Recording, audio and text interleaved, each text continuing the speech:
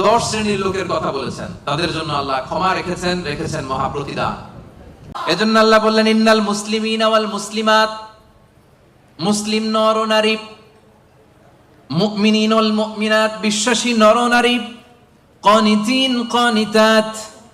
অনুগত নর ও নারী, সাদিকিন সাদিকাত, সত্যবাদী নর এবং নারী, সাবিরিন সাবিরাত, ধৈর্য ধারণকারী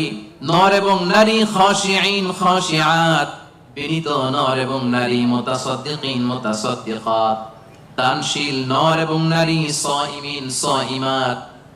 রোজা পালনকারী সিয়াম পালনকারী নর এবং নারী, হাফিযিনা ফুরুজাহুম হাফিজাত, লজ্জাস্থান হেফাজত করে এরকম নর এবং নারী,